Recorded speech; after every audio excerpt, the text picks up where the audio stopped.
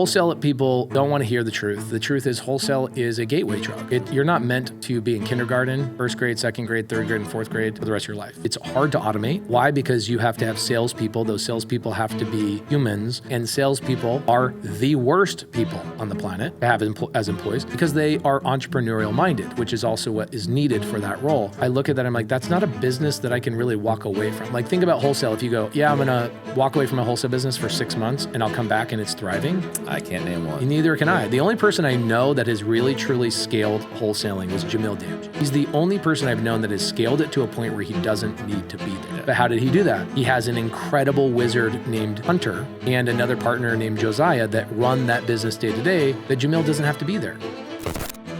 Welcome and thank you for joining us for today's episode of Disruptors, where millionaires are made. Today we have Pace Morby, and he's here to talk about really anything and everything about what is going on right now. There's a lot to be paying attention to right now. Now, guys, I'm still on a mission to create 100 millionaires. The information on the show alone is enough to help you become a millionaire. In the next 5 to 7 years, if you take consistent action, you'll become one. And before we jump in, if you're here to learn how real entrepreneurs are building real empires, hit that subscribe button right now, because every week we're dropping lessons that can create your first or next $1 million. And today's show is brought to you by Objectionproof AI, the only free tool that analyzes sales calls based off the objection-proof selling formula. You ready? What's up, brother? What's going on? You know what's interesting is 7 years ago, I think when I first came on the show, maybe 8 years ago, we would have never been talking about objection handling AI. No. The world has changed dramatically. And thank you so much, by the way. You've made me a millionaire. I've learned so much from you. Sales training, how to live life, how to be a good father, wholesaling, all of the great things. And people ask me, hey, what's a podcast that you listen to? Like, who are you learning from? I'm like, Steve Trang's still one of those people I still listen to. Real Estate Disruptors podcast literally disrupted the entire industry when you first started it. What year was it? 2016, 17? It was 2018. 2018. And I have a plaque in my studio from you all the way back from 2018. This show absolutely changed my life. And I promise you, like, if you guys are watching this show, subscribe to this channel. Go back and watch some of the OG episodes. I promise you they are worth it. People nowadays just want to be spoon-fed, like, what's the newest information? Because, oh my gosh, I might be missing something. You are missing something. And it's a lot of the OGs that made this industry what it is. Steve interviewed them, and he is one of those people. So thank you for having me back, dude. This is the best podcast ever. I appreciate you saying all that. So it does mean a lot. You know, you're obviously doing lots of things. You know, I sent you kind of a sarcastic, text like, have you done anything recently? Yeah, since the last show, I was like, I don't know. Right, so it's been 3 years. So a lot's gone on. You had triple-digit flips, and right now there's not. Yeah, so Jamil Damji and I, who have been on the show, on your show a couple of times, one of your best friends and mine, we had a TV show on A&E called Triple Digit Flip. We were the #1 TV show, 6-year contract. They renewed us for another 30 episodes, and we turned them down. Yeah. And the reason we turned them down, it was last year in 2024, is I just said, I want to be known for actually changing the industry, not just changing a backsplash. And like, if all I'm going out there and people know me as a fix and flip guy, I'm in the airport and I'm sitting there going pee, and somebody comes over, are you Pace Morby from Triple Digit Flip? I'm like, yeah. Dude, I love that backsplash you guys did on house number 3. I'm like, okay, I do not want to be known as this guy, especially with all the things that we had going on. So Jamil and I said no, and we've been working on other things the last couple of years, which is a lot of fun. Well, and I appreciate the integrity and consistency behind all this, because I don't know if you remember, but when we were in Houston in Wholesaling Live, you gave a whole presentation, and it was all about emotional income. Like, I'm not worried about the money. The money is the furthest from my mind. Right. Am I actually making emotional deposits in other people? Am I actually making the world a better place? Yeah. Because if I'm not, then what are we doing here? Yeah, and I was talking to somebody yesterday. I was in Philadelphia. I have a student, a Subto member, named a whole community after me. He's building a whole community, and he named it Pace Way. And I went out there, met the Philadelphia mayor, and we did a ribbon cutting ceremony. Wow. It was cool. And I was sitting there at dinner with Doran Levy. Shout out to Doran. And he's like, why do you do the stuff you do? Like, why are you always out trying to do crazy things and change people's lives? And I go, honestly, I'll say, I've never said this out loud. I have survivor's guilt. Like, I have survivor's guilt. I have a brother that hung himself. He went down a completely different path than I went down. Same mom, same dad, same circumstances, but my brother somehow went down a different path. And we were best friends all the way growing up. And then We get into our 20s and my brother kills himself. And I went through this survivor's guilt. When my brother asked me for help, it was 2 months before he killed himself. And I said no. And I look back and I go, I could have done something about that. Do I blame myself? Yes, I do. Do I have I'm a horrible person? No, I just learned from it. And I'm like, if somebody asks my help, better yet, how about I don't wait for people to ask for my help? How about I create mechanisms? How about I create things much like you, right? Like what you're building in your world and your empire. How about I just build things that help people in their life without people asking for it? And so I've been on that mission since my brother passed away of I feel guilty that I said no to helping him. And I have a hard time saying no to people still to this day. So I've never talked about this publicly. So one of my best friends, he killed himself when this was, when I think we were 24, around there. And it's, you look back, right? He'd asked for help and we helped where we could. Yeah. But we don't know the depths at times when they're asking for help. And so one of the things, his sister had given another one of our close friends and myself his journal when he was actually in psychiatric care, which we didn't even know he was in psychiatric care. And you're reading through it, it's man, you just don't know. Even if you're friends, you don't know, because this is a point where we all went to high school together, but I went to ASU, he went to U of A. We've gone on with our careers.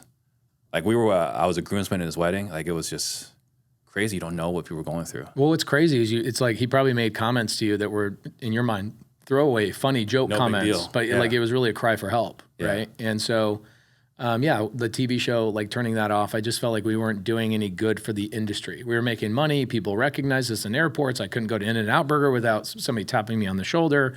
My wife was recognized everywhere, as she should be. She's a bombshell. I got myself a cutie with a booty. You know what I'm saying? I got really, really lucky with my beautiful wife, Laura. You did. And I look at, we were recognized, but I was okay, that's not why I got into it. I wanted to get people off the couch. I wanted people to say, hey, because of what you did, my life changed. You want to inspire action. I want to inspire action, which is really hard to do through a TV show. Through a podcast, it's actually really easy. I've met thousands of people that have said, oh my gosh, that episode that you and Steve did together, blah, blah, blah, blah, blah, changed my life. Right. I'm sure you get that all the time. DMs, texts, all that kind of stuff. By the way, guys, DM this man. DM him on Instagram and be like, bro, your show has changed my life. My favorite episode is X, Y, and Z. Go tell this man. Yeah. Thank you for that. Of course. Okay. So you were talking about when we started this, it's very funny. The very first time you came on, we were talking about just wholesaling. And it's the first time we talked about scorching the earth and the sales philosophies, which we also got a lot of people upset about the whole scorching earth deal. Of course, yeah, because they're newbies and they look at the fact that it's well, I don't have all those things and you're basically keeping me out of the industry. Just bring your deals to me, baby. We'll do them together. But yeah, we weren't talking about objection proof. We weren't talking about AI. Right. So one thing you're passionate about at the moment is AI. Yeah, I think probably fearful is the right word. Okay. I'll give you a good example. So I have a virtual assistant company. We had an offer on it 5 years ago for $10 million. 5 years, I'm we could build it bigger than this. Why would we sell it right now? It's $10 million, me and my partner. And we turned it down. And here we are 5 years later, I'm barely able to sell it for $1 million. Why? Because the 300 people that I have in the Philippines that are physically calling are so limited compared to companies like Prop.ai, for example. One of the companies we use, there's a bunch of companies, but the company we use for cold calling is Prop.ai. And I don't have an affiliate code or anything. I don't get paid to promote it, but Prop this is crazy. We have one customer that was spending $12,000 a month with my virtual assistant company, and they were getting an average of 3 leads a day. So that's 36 leads a day for 12 VAs. Pretty decent. It's kind of run of the mill. And for those 12, they were spending about $18,000 a month. Okay. $18,000 a month for 36 leads a day times 20. So you're 700 leads in a month, worth the 18 grand. Yeah, 2 years ago. Now it's you spend $1,000 at Prop and you can generate 400 leads in a day. Yeah. It books the appointment for you, has the full-on conversation. What's weird about it now is the seller or even the agent, depending on who you're calling, and now Prop will even call private money lenders, which is scary. It will call them and you can listen to the call, and the agent, the seller are both preferring to talk to non-humans for their first introduction call because they can be a lot more honest, right? Because people haven't learned how to be good on the phone like they should with you. Right. And so that whole business decimated my cold calling business. Within the last 18 months, I had a $10 million business. Now it's worth $1 million. I was talking to someone about this a couple of weeks ago. If there was a way I could short a country, and this sounds terrible, Philippines. I would short the Philippines. One day, all day long. Sucks. Sadly, I have 300 employees there, and I would also short the Philippines as well because what's their number one, product is sales and like customer service and Virtual assistants. It's a virtual assistant. Not really sales. It's like the warm up process to give it to a salesperson who's actually trained. But even the monotonous, redundant tasks, Yes. like that for sure is getting taken by AI. Yeah, this was interesting, dude. Like recently we go, all right, well, let's reposition all of our virtual assistants to be people's executive assistants because that's a lot harder to replace with. And now all of a sudden AI agents are coming out and people just buy one $5,000 AI agent that lives forever. And it does literally every executive assistant task all night, doesn't sleep. And it's a one-time fee for $5,000. I'm like, okay, we're toast. Like that business is toast. It's gone. Yeah. So what are your plans? Well, there's just a lot like to think about, right? Like you have kids. What are your kids going to do? So it's funny. So What are you going to tell your daughter to do? So she's right on the other side of that wall. Right. Last week was her first day. She first started summer job. Okay. Right now she's working on all my websites right now with the intention for her to learn how to use AI to do all the websites. Okay. The skill I want her to learn is to be excellent with AI. There you go. Whatever she wants to do, I don't care what she wants to do. She needs to learn how to do it well with AI. She needs to be on board, learn things from it, right? We don't know what the future holds. All we can do is stay ahead of the curve. Ride the wave, stay ahead, pay attention. There's a quote that I learned from one of my other mentors. I can't remember who he quoted, but it was go as far as you can see and then see further. Yeah.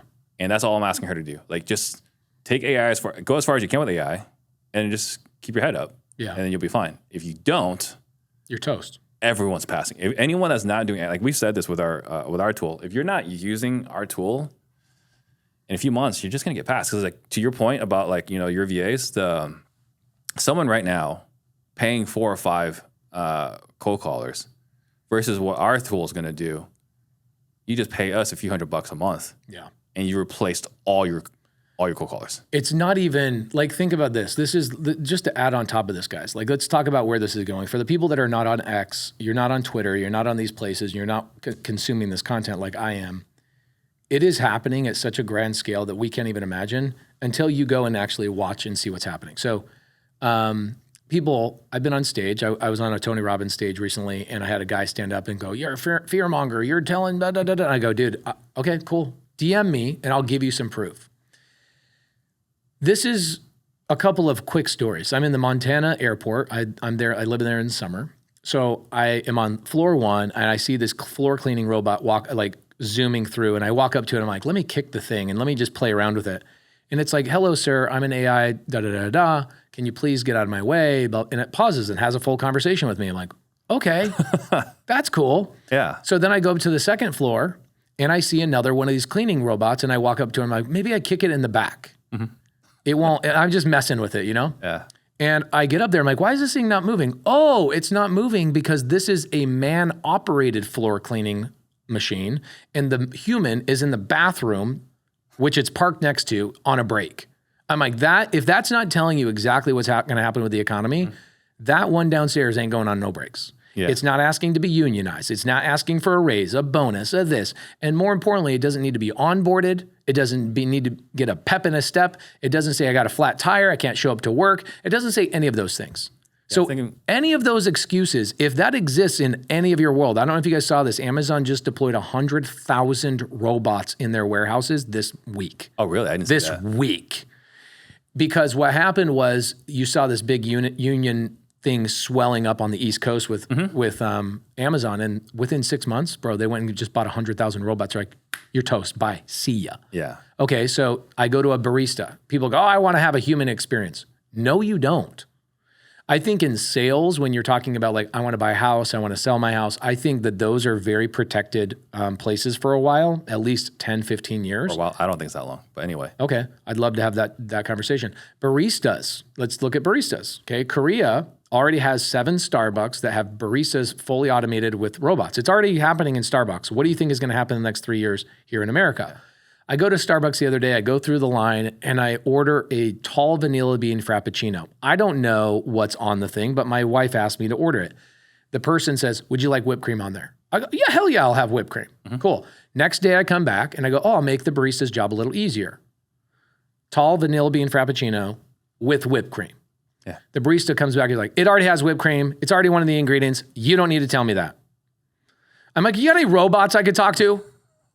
You know what I'm saying? Like people, I'm telling you, you're looking at that. For myself, I can't drink milk. So for myself, every time I get something from Starbucks, I ask for coconut milk. My wife too. And guess what they do? They mess it up. It's like you take a sip, it's like, oh, damn it, I got to go back in or throw it out. I got to go back in and take a dump immediately because I'm gonna blow my brains out because I have lactose intolerant or whatever it is. Same thing with my wife. If she has a drop of milk, she has a stomachache for 3 days. Yeah. And so it's like a robot, I can rely is going to make that right. Human, they get busy, they get overwhelmed, they're overdue for break. I don't know, they didn't sleep last night, whatever it is. Right. What about operate 100%? The other thing is people will argue with me and they'll go, no, people want the human experience. I'm like, bro, people are having less sex. People aren't getting their driver's license. Kids nowadays are not us. They have completely different desires or lack thereof, right? Type of thing. Most kids, not your kid, not my kid. Yeah. So I look at the job environment. I go, what is my 1-year-old child, Phil, what is he going to do in 10 years, 15 years, 20 years? I know one thing. I know one thing that I've come up with, maybe two, okay? I think people that can actually persuade, the storyteller, somebody who can actually move people, like a person that can move people, so a salesperson, a coach of some sort, like an actual personal development, a leader, right? Yeah. You can't replace those people. That's going to be really hard to replace those people. Number two, an owner of real estate. An owner of real estate, and I'll tell you why.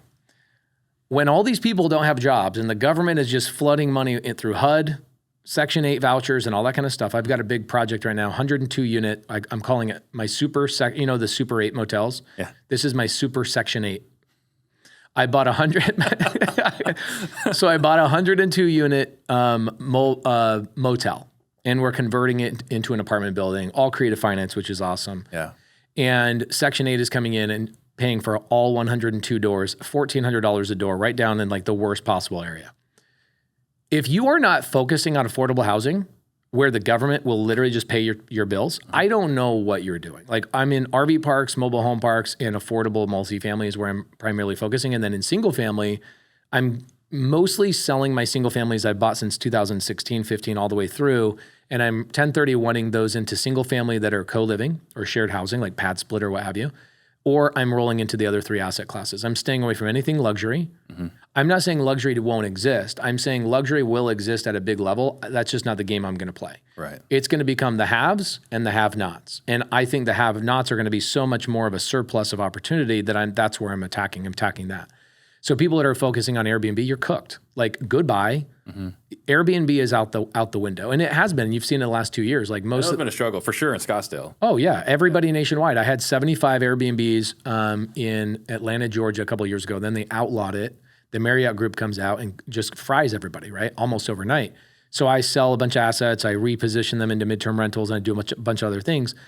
And I'm like, okay, I'm not going to focus on luxury housing. I'm not going to focus on anything that pisses off the hotel industry. They have a lot more money. Yeah, they do. I'm going to go focus on affordable housing where government will literally give me grants or give me the things. And so that's where I've been focusing my time. And I look at it and go, and in 5 years, if you right now, watching right now, I think the AI revolution is possibly the greatest thing that could happen to people that have been sitting on the sidelines going, I just need, think about your coaching clients, right? Think about the people I've coached over the last several years.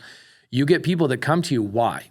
Not everybody, but let's say 15% of people come to you and they go, Steve, I've been watching your stuff. I know that there's money on the other side of my action, but I really just need the accountability to get over that hump. Right. Okay. So I think the AI is the cat in the maze, and I'll tell you what that means. So there was a study being done on rats, and they were going, all right, well, we need to come up with the best rat poison on the planet. So let's change out the food that is on the other side of the maze, and let's time how fast the rats move from the beginning to the end of the maze where the food is. And let's switch out from salami to sardines to this to that. Like, what's the stinkiest thing that we could get those rats to run their ass off to go as fast as they possibly can because they have this compelling future, right? I know there's something in the trap. Well, they had tested hundreds of different foods, variations. Let's put sardines on top of this and let's mix it with tuna. Let's let it rot for 5 days. Like they did all of those things. And they found foods that ultimately turned into the rat poison that we see today. Okay.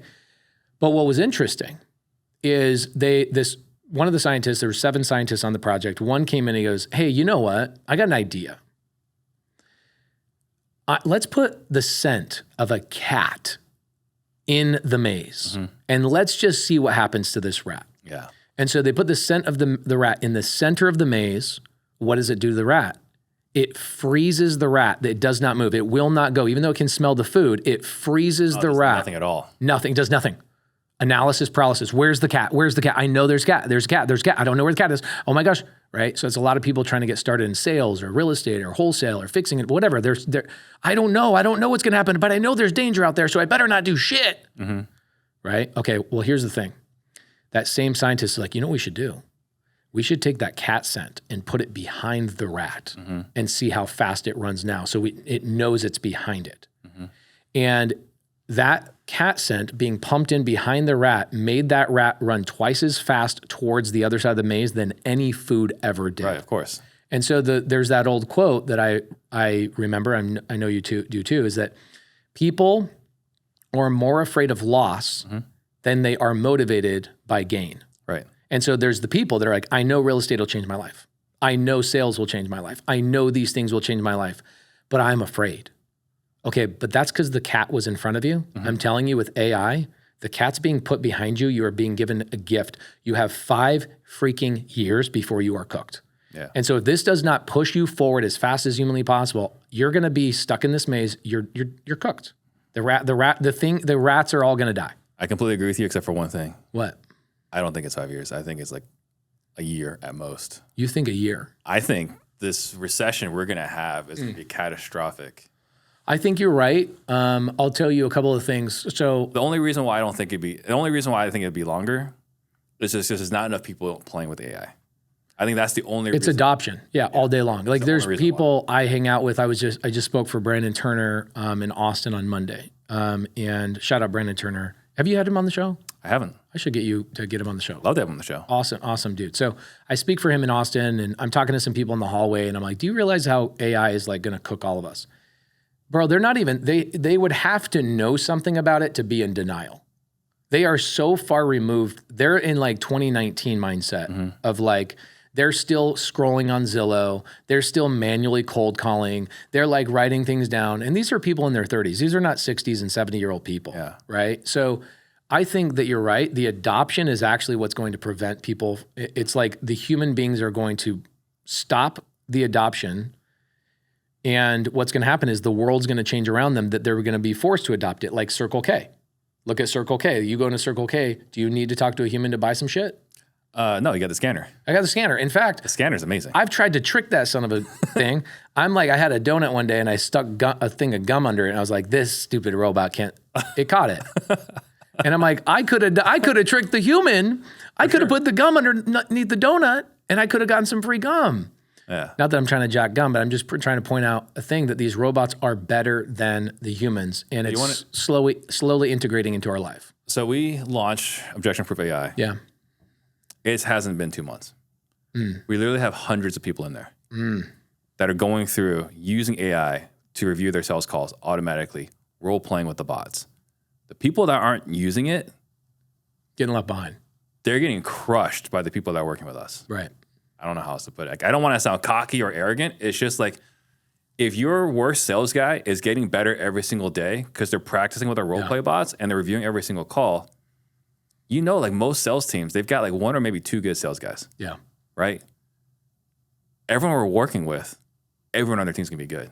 It's like there's a story. I won't go into the whole story. There's a story about 2 farmer brothers and they hated each other. They were both gifted the same size of land from their father across the street from each other. And they would continually compete with each other. Like, who's going to wake up earlier? Who's going to produce the most grain? Who's going to make the most money? Like, F you, bro. I should have gotten that piece of land. Your dad should have never, all of that. And they went back and forth. And the only way that they can compete with each other in any sort of meaningful way was, at the time, was wake up earlier, stay out later, right? Get another horse, right? Spend more money on a living, breathing animal. Yeah. Then one brother brings home a tractor one day. And he saved up his money. He didn't get it. He spent his money on the tractor, and he was done. Literally, this is what's crazy about this. This is a real story, by the way. He gets done now by noon versus what he couldn't get done by, let's say 8 o'clock every single day. So he just goes to his brother and goes, "You can't compete with me. Yeah. So how about you just sell me your farm?" And that's what he did. That's where we're at. That's where we're at. And so the people that are, spending the money on the tractor, which would be your guys' app or your guys' software, those people 2 months ago, 3 months ago had the same competitive advantage. Now they have a tractor. You're going to gobble up everybody else. Yeah. And they have no choice but just go, it's yours, right? I see it all the time right now in the wholesale industry. I see people that are not adopting AI and not adopting efficiencies, and they're bloated. They have way too large of teams, and their payrolls are huge. And it's like, man, for one person on your team, you got to get an extra wholesale deal every single month just to pay for that person, which means that person has got to get 2 deals every single month. Okay, but AI can bring in 3 deals, and it costs me the same amount of money whether it gets 1 deal or 3. Right, and it's $1,000. So you're right. It's an unfair competitive advantage, and the people that are jumping into it and waking up early and staying up late and doing the weekends and like actually researching it are winning. And that's what's I think it's a gift. For the people that are using it as a gift, it's a gift. Yeah. For the people that are not, that are, ostrich head in the sand, you're cooked. You're freaking cooked. So I look at the Airbnb people. This was me 3 years ago. I was telling all our friends that are Airbnb people. Some of them were like coaches saying Airbnb is the greatest thing. I'm like, that model is going to be gone. Mm-hmm. AI is coming out. This is when ChatGPT was like not really quite a thing, but I knew about it. Really? Yeah. It was like nobody was talking about ChatGPT 3 years ago. Yeah. I knew about it. I was on Twitter watching all this stuff happening. I'm like, oh my gosh, is this real? And so I told him, I go, dude, here's what's going to happen. The economy is going to crash. There's nobody going to be vacationing. Marriott Group is going to come here and gobble all this kind of stuff up. Airbnb is going to be gone. Not like 100% gone, but what's going to happen is the top 10% will rise to the top. The 90% will be so bad for them that they will just have to leave the industry. Yeah. And that's exactly what happened. What happened is Airbnb comes in and goes, man, 400,000 people on our platform are not performing properly because they're so overwhelmed with their 9-to-5 job. They're like solo operators. They're not using systems and processes and AI and all this kind of stuff. The experiences are so bad. They took 400,000 houses on the platform 4 months ago. Did you see that? I did not. 400,000 houses off the platform. The luxury vacation market, all of that kind of stuff, it's going away. And so if you are in real estate or if you're wanting to get into real estate, I would suggest focus on affordable housing. RV parks, mobile home parks, they're not just, they dominate in down markets, they are superior in every possible way. Mm-hmm. Somebody asked me the other day, what do you do for a living? I go, I rent dirt.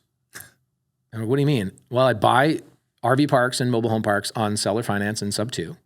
I then just rent the dirt to people and I make income. Like I have 2 RV parks in Montana. That just those 2 RV parks, I could never worry about money ever again. Mm-hmm. And the majority of the people living in the RV parks are who? You think, oh, they're recreational vehicles, right? They're RVs. No, they're people going, we tried to retire on Social Security. Inflation went up so bad that we cannot live a normal life. So we had to hit the road and live in an RV because we can live in your RV spot for $1,000 a month, utility, da-da-da-da-da-da-da. And now we just live here for every single month is $1,000 to live. I've been hearing more and more about people just living in RVs. Yeah. I saw it happening 5 years ago when COVID hit. I saw you could not get an RV. I go, oh my gosh, where's the world going? Mm-hmm. Oh, I remember because you were trying to buy, you eventually bought it, but what was it? An Airstream. Yeah. Yeah. Laura and I 5 years ago in 2020, COVID hits. And I go, oh, kids are out. Let's go see what the RV park world looks like. That's when I started getting into RV parks. Mm-hmm. And so we went to like 40 of them, spent 7 or 8 months on the road. And I was like, this is the wave of the future. It's RV parks, mobile home parks. Now, of course, like Grant Cardone's going after hyper luxury because the rich are going to get richer and they're going to need a place to live. Miami, look what is happening in Miami. It's crazy. Mm-hmm. But everywhere else is getting poorer, right? There's like 7 pockets where people are getting richer, but the majority of them, like Scottsdale was just rated the #1 hub for entrepreneurs, people moving in the United States. So Scottsdale, you look at Paradise Valley, they're selling $30 million, $40 million homes, and big tech people are coming in here because TSMC is coming. It's crazy what's happening. There are people making a lot of money that are leaning in on AI, and then there's the people that aren't. It's everybody else. And what are they going to do? That's what I'm saying. I think this recession is going to be bad in a year. It's not a recession that we will recover from. It will be a new world. Yeah. And what I mean by that is, let's look at truck drivers, right? You're a Tesla guy. Mm-hmm. Elon has these trucks that are cruising on the roads right now. all truck drivers, in my personal opinion, are gone within 3 to 7 years. And when I say all, I mean 90%, because there's obviously the random one-off route that's hard to get a robot to do or whatever, or they're doing construction sites from Home Depot to here. But the long route truck drivers, 7 million people live in that industry, 7 million. Our current unemployment is like 2 million people. We're going to literally quadruple the unemployment rate just from truck drivers. Yeah.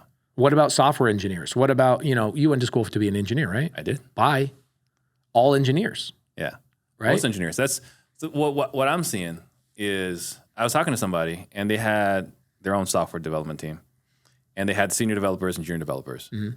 And he was thinking, man, like I could just let go of all the junior developers and just empower the senior developer with all the AI tools, whatever, right? Mm. That's what he was thinking. It was the opposite. It was the opposite. Mm. He only needed one junior developer. Yeah. He didn't even need a senior developer anymore with AI in place. Yeah. Like if you look at everything I built out, I built it all out with the assistance of AI. The reality too is like, I was just listening to this morning. Peter Diamandis, awesome podcast, Moonshot. Mm-hmm. He was talking about AI will amplify the creators, right? And you're a creator. So you went out and created a product. It's like AI doesn't know what the environment needs. Exactly. You do. Yes. So you have to go out and take the AI, develop it, make it happen, and then implement it into the market and obviously do the marketing, and you're the human spokesperson behind that. Correct. So personal brand, ideation, creating, and application, like where is this thing actually going to be applied is where your tools are best suited. If people don't have that, what are they going to do? I don't know. This is what I worry about. I worry about it too. And I look at my son, Asher. Luckily, I've had some good advice. So my son, Asher, he has 3 rentals. He bought them all Subto, of course. And I'm looking at my son. I go, do you want to stay in real estate? He's like, I'm not excited about it. He's 17. He's excited about girls and hanging out with his friends. Good. I go, okay, here's what I don't want you to do. I don't want you to get a job. So what we're going to do is we're going to get you into flying. And you're going to become a pilot. And whether you become a pilot for me at some point or you become a pilot for commercial, I don't care. But you're not allowed to leave that industry until you find something that you can convince me is better. Mm-hmm. So I'm talking to a buddy of mine, commercial airline pilot, and he says, oh, dude, all of our airplanes are so antiquated. Like they're not going to adopt the new technology for probably like 7 to 10 years. Okay, so they have the somewhat tech proof. Somewhat tech proof. Why? Because there's already an existing investment in those airplanes. It doesn't make sense to get rid of those airplanes or overhaul them until the usage is all the way done. Mm-hmm. So there is going to be an adoption wave. Mm-hmm. And it's going to come in chunks, right? Where it's like, oh, cars. Now, as the new wave of people need new cars, what's going to happen is now they're going to go, why do I need a car? I'll just get a freaking Tesla taxi everywhere I go. Right. Or hell, I'll buy a Tesla taxi and I'll put it out to work while I'm at my 9-to-5 job, if I have a 9-to-5 job. Yeah. It's dude, it's great. You know who else is safe? Videographers. Mm-hmm. Because what robot can take like creative and artistic direction? So people that are creating real things are going to dominate in a big, big way. It's interesting. We work a lot with salespeople, mm-hmm. and we look at everything we hate about our salespeople. Mm. Inconsistent follow-up, not putting notes in the CRM, right? Not documenting, not doing all the things necessary. Skipping steps. Yeah. Being lazy. You have a prospect on the phone. You should be taking them through a process. You skip a part of the process because you see that the prospect looks ready to go to just receive the contract. So you send the contract before you close all the loops. All of those things. All those things that we hate about sales, mm-hmm. AI fixes. Done. So all a salesperson has to do is just be themselves. Yeah. Just be their natural self. Can you open your mouth and talk to someone and build a connection? Yeah. If you can do that, we'll take care of everything else we hate. Yeah. With salespeople. It's a big deal. So all the soft skills, like that's what we're talking about right now. It's all the soft skills, right? So like the editing I was sharing with you before, like we use Opus Clip nonstop. Yeah. Right? For the editing and so on. But the vision, how is this video going to look when the consumer looks at it later on before we start the recording? Right. That's a skill, at least today, is still safe. I've got some big news, and you'll want to hear all of this because I'm going to give you the best bonus ever at the end of this video. You all know that I've been providing sales training for 6 years now, and I've had the opportunity to train hundreds of the best teams in the country and thousands of individuals as well. And they've all had wild success along the way, some of which you've even seen on this podcast. You also know Ian Ross, who has been coaching alongside me now for over 2 years. He's the biggest sales geek ever, and he's been training business owners and individual contributors ever since he started working here. He even runs the Close More Sales podcast. But we had a problem. There was a lot of confusion. What is it exactly that we sell here? Is it Disruptors training? Is it Steve Trang training? Or is it Close More Sales training? It's none of those. It is objection-proof selling. Ian runs objection-proof selling for business owners and individuals. I run objection-proof selling for teams where I coach their entire team.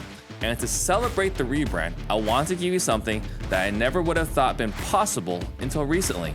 We've been training this AI bot for over a year now to score all of our sales calls internally. Every call we run, we have the bot review the call to Ian and mine exact standards for sales. We run every one of our team members' calls through the same exact AI bot. And now we're giving it to you for free. This bot will review your calls based on dozens and dozens of metrics. It will tell you what you did well, what you can do better, again, by the standards of the objection-proof selling formula. And if you want to use our bot for free, just head over to our website, objectionproof.ai. Again, objectionproof.ai. I want to emphasize here, you're getting access to our bot, which allows you to get better at sales for free so that you can make even more money now without having to spend another dollar. Go check it out now.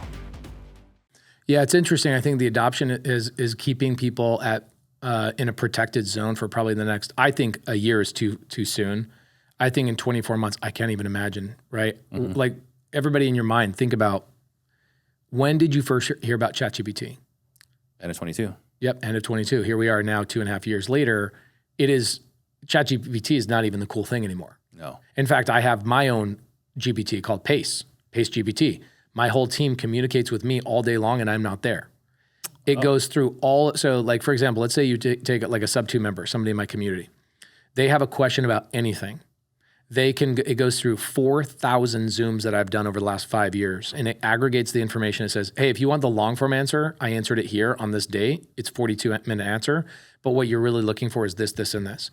It's at a point now where it's free. I just give it away. That's the thing, is give it away for free. Yeah. Right? It's not a sales thing like objection handling, but they'll go, let's say you're a brand new person and you've just learned creative finance and you're in my community, you'll go, hey, Pace, I'm about to make a call. Please listen to the call. And it will suggest things to say during the call. It'll like nudge you. I'm sitting here going, that was 2.5 years ago that we even heard about it. Now I have this tool that takes, literally there's like 12 people on my team that it does their job for them now. And you know how much I pay for that thing every year? $3,000 a year. Mm-hmm. Versus my staff of that is probably $100,000 a month. I was gonna say, probably 30,000. Oh, so 100,000 a month, yeah. There's 12 of them. Yeah. Right? And okay, maybe it's not that much, but they're all American, they're in the office. And now what's funny is my customer service reps and those kind of people are using Pace GPT to answer the question. I'm like, okay, so how about we just skip a process? Yeah. How about and I don't want to let people go, but that's what's gonna happen. It's not, I can't compete. I can't, like same thing with RV parks, I think are really kind of cool. I sorry to keep bringing up RV parks. I just bought 2 more. It's a demographic of people that, they're working from home, they're entrepreneurs, and they're like, how do I live and see the country? How do I travel, but do it very, very efficiently? And they're older digital nomads. I used to think that. It's like 50-50. You got a lot of older ones, and then you got younger ones that are like our friends' age or even younger that are like, I don't want a house. I don't want the responsibility. Having that conversation with Maddie a couple months ago. There you go. They just want to be on the road. Yeah. And they want to travel, experiences. You and I? Experience? Give me a cold call, bitch. That's all I want to do is cold call. So that world is so safe from being interrupted from AI. Same thing with mobile home parks. Mm-hmm. So like, did you ever see Ready Player One? Oh, yeah. Okay. Those stacks where they're all living, like that's what I own. This is what I own. It's like I'm renting dirt to people for $300, $400 a month. The government is going to pay me. And as much as it pains me, I look at Trump is coming out with the big, beautiful tax bill. It will benefit me tremendously. It will benefit you tremendously, especially from cost segregation and all the other cool things going on. It will incentivize me in a massive tax way. But I look at the rest of the world and I look at our deficit. It's impossible for us to not have some sort of default. What is going to happen is it will be significant. People go, oh no, they've been saying this for years. Yeah. We have $40 trillion in debt. They haven't been saying that for years.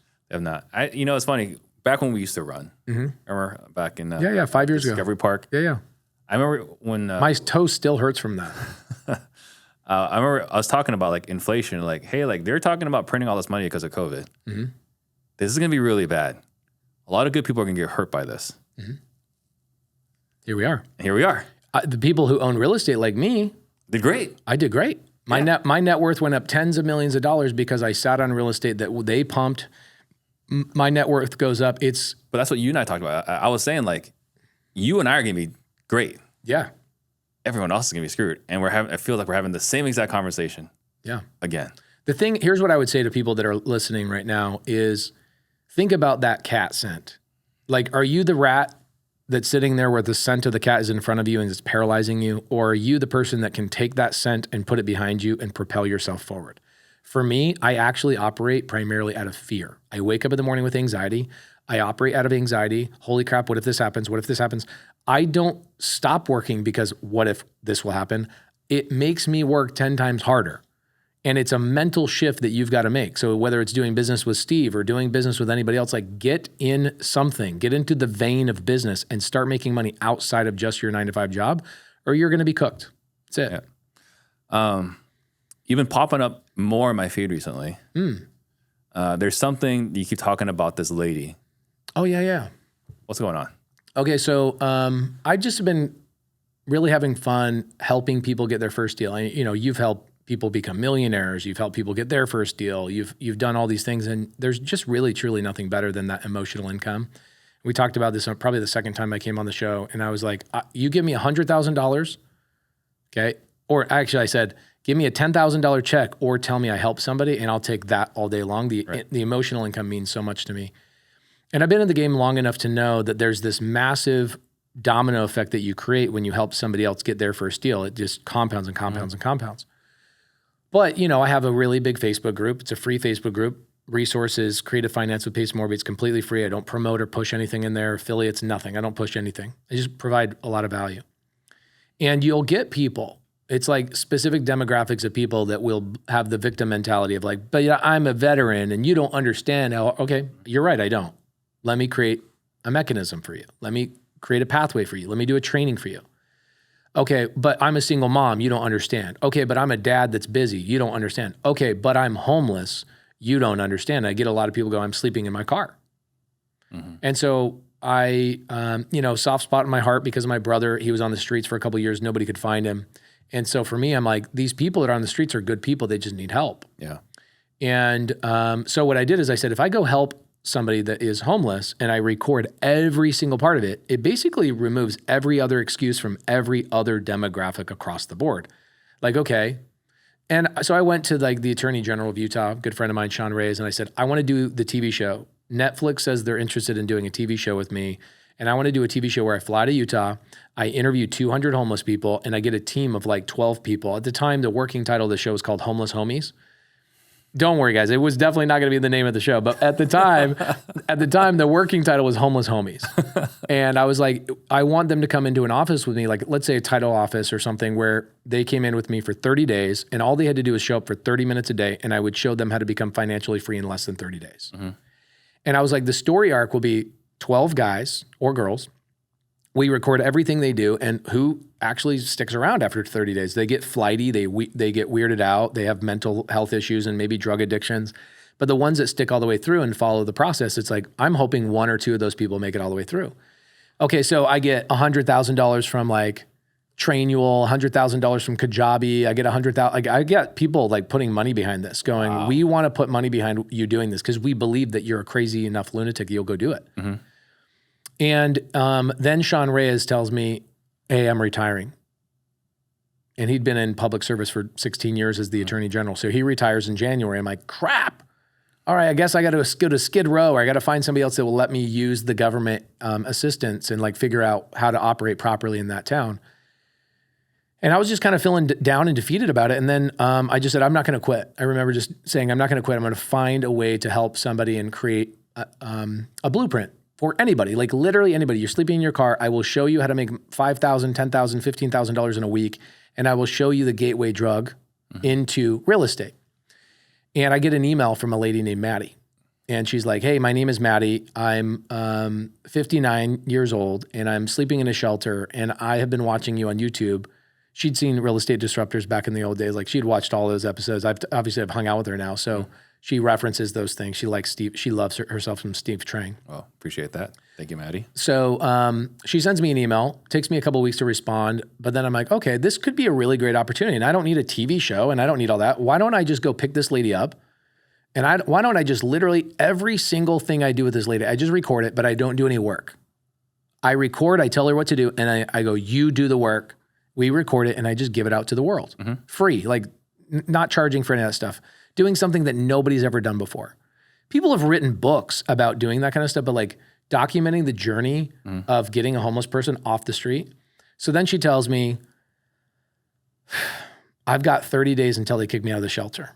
I've been on the streets, and her story basically was 55 years old. She has 3 kids, and she was trying to support these 3 kids. Married at the time. Her husband dies at 55, and she now has no income. She has nobody taking care of her. She's a stay-at-home mom. She never learned how to make money.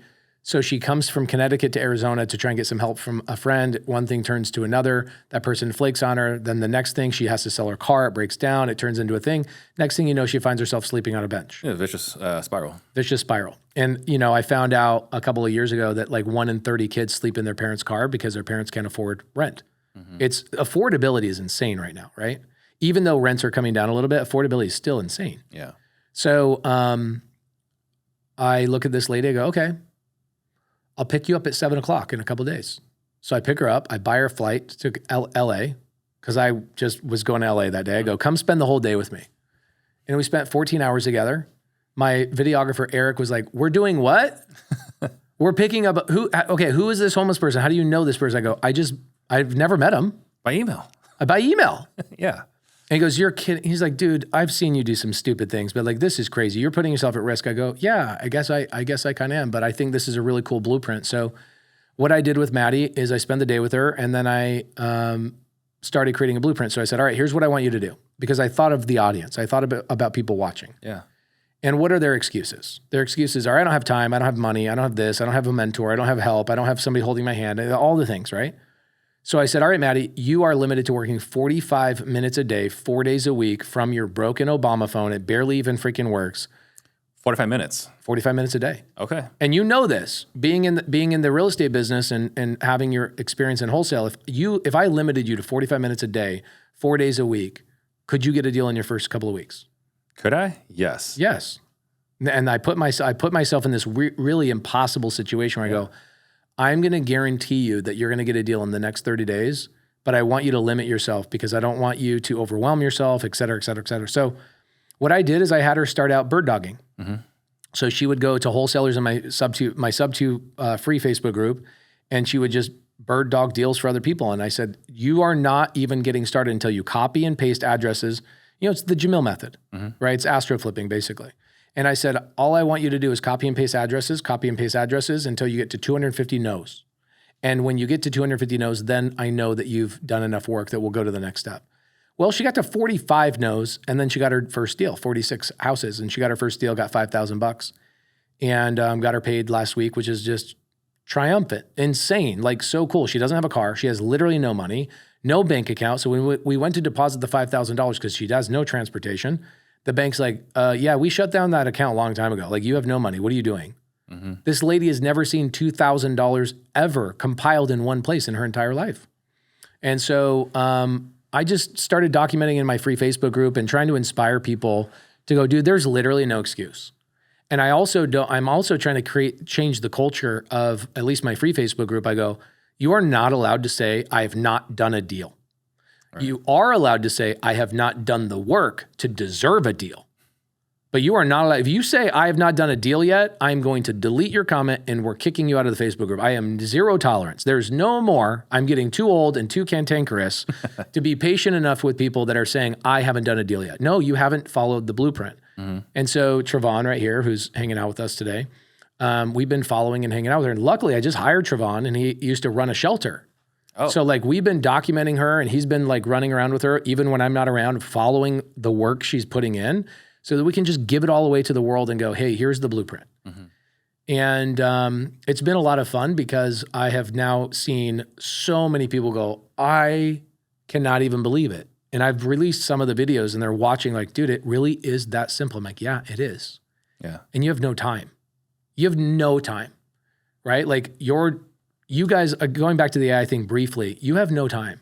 Like you do not have 5 years. You do not have 7 years. I cannot even imagine what the world looks like in 10 years. And it's going to be, nobody's driving cars. They're going to be self-driving cars. That sounds like Back to the Future type of crap, but it's already happening, dude. It is. It's so freaking scary. Every time I see a Waymo in the intersection, I'm just like, man. Yeah. Am I going to be okay here? And it's I think it's got a perfect record in Arizona. Others say it's not so much, but I think it's got a perfect record in Arizona. It's got a perfect record. And so here I'll cap off the Maddie conversation real fast is that I just started looking at all the avatars with all their bullshit, right? People think BS equals bullshit. I think BS equals belief systems. And it's like people's belief systems of I can't make it happen. I can't do the thing. It's not possible for me. I'm like, okay, name a demographic. In fact, I made a post in the Facebook group, my free Facebook group this morning. I said, name a demographic of somebody who cannot get a deal in a week, and I will fly anywhere in the freaking country, and I will add it to this Maddie story. You name them. A person has no legs, done. A person has no hands, they can't even text or make a phone call, easy. Give me a challenge. Give me something hard. And I have like 700 comments on this post right now. People are just like, it's me. I'm the demographic that can't get a deal. Come and help me. They all want me to fly to them and just do the work. And so going back to also who are the people who are going to be safe from AI? The handholders. Think about this. Information is paradoxical, meaning I could give you all the information in the world, but in a lot of ways it's analysis paralysis. It just paralyzes you where it's like, I have too much information and I don't know how to apply it. Right. So the handholders like you, handholders like me, if like, I'm somebody who actually will apply and do it with you. I'll hold your hand and actually walk you through the process. People like you, people like me will dominate because we're willing to extend that hand and go, instead of saying, watch the videos, we go, no problem, I got you. Let me hold your hand. So I'm going through the next 2 years. I've got slated every 6 months, I'm going to choose a new person. I'm going to rebuild their life from scratch. I'm going to move to where they are. I'm going to be the crazy lunatic. Well, otherwise, what the hell am I going to do? You know? I don't know. I mean, you're doing a whole bunch of different things. I wrote down some other stuff. We didn't talk about it before the show, but I mean, I'm seeing you and Jamil right now talking about No One Left Behind. I'm guessing this has some correlation. Not really, but No One Left Behind was just my success rate in my community is insane. Like I'm friends with the FTC, and I was like, hey, what's the average success rate in like information, like not sales courses, but like real estate courses? And they're like, oh, the success rate is 1%. Like literally 100 people buy a course and 1% ever succeed. That sounds high. Exactly. Our success rate is in the 80s, like high 80s. It's insane. Yeah. And so the FTC actually tells people like, hey, you should model your community after what Pace Morby is doing. I'm like a poster child at the FTC, which is crazy. Yeah. So I'm talking to them and I'm like, yeah, but I'm not happy with it. Like, how do I go to 100%? How do I get 110% success rate in my community? How do I make sure every single person has done more than one deal? And so what I did is I came up with this thing called the No One Left Behind Challenge, where they literally just fly to my office. They're at my office right now. I took a break to come over here. Thank you. I teach them how to generate the lead. I close the deals for them. My team shows them how to send out the paperwork. They're sending out the contracts in person, all face-to-face. And Jamil, I'd ran October, November, December, January, February, all by myself. And Jamil started watching me do this. He's like, you just helped 400 people get their first deal. I go, yeah, but I'm going to make it bigger. And Jamil's like, can I jump in on that? I go, yeah, dude, it'll be a lot more fun with you. So Jamil and I, who we haven't worked together for a couple of years because of the TV show, the band's back together and we're having a blast. And right now we have 90 people at my office that just got their first 3 deals this week, like Subto deal, a cash deal, and we've got a RV park deal all under contract. And people are generating the lead live, setting up the appointment for me and Jamil live. We're making the calls live. We're sending out the offers live. And then my team is sending out the contracts once the offer is accepted. And they're watching all of that happen in a 4-day time frame. And they're like, I went from not being able to get a deal for 5 years to I got a deal in 4 days and I did it all in person and my life has changed. So I've been doing that for the last 6 months, like 1 week every single month. It's been a blast. Yeah, again, I don't know what's going on, but you've been popping up on my feed more. So those are things that have been jumping out Yeah. from what I've seen. And then the other thing too is I've seen you guys are doing something along the lines of Owners Club. I don't know anything about this. Owners Club is for like people that are in Subto that want to go to a level where they're buying businesses and like running businesses. And so we named it Owners Club because people inside of Subto will buy and own businesses with us. And so it's a small group. It's 500 people that are in that elite group of people that are out buying businesses, and we're developing AI together. And so we're developing like AI agents to deploy to the rest of the real estate world. And so it's a small group. I try not to ever talk about Owners Club, but it pops up. It's like inside of my ecosystem, it's the highest level people in our community. Well, I hear about it. I guess there's two different reasons. So Ingrid and Steven were in here. Oh, yeah. They're in Owners Club, yeah. In our space, back when we were double the size of this space. And then obviously, right, I'm in Sub 2. So of course, yeah, you see it pop up all the time. Yeah. So I see it as like, I don't know what's going on. Yeah, Owners Club is just the people that are like, I want to hang out with you more frequently. I want to own businesses with you, not just real estate. And about 4 years ago, I started buying businesses with creative finance. And I don't talk about it on social media because that's not my lane, but we do it behind the scenes, if that makes sense. How is that not your lane?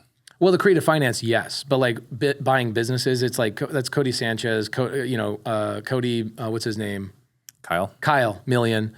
Those guys, like that's their lane. The creative finance element is mine. And so I'll continue to talk about it. But the business thing, I think it's oversaturated. Everybody's talking about it. So I'm like, I'm going to stay out of it.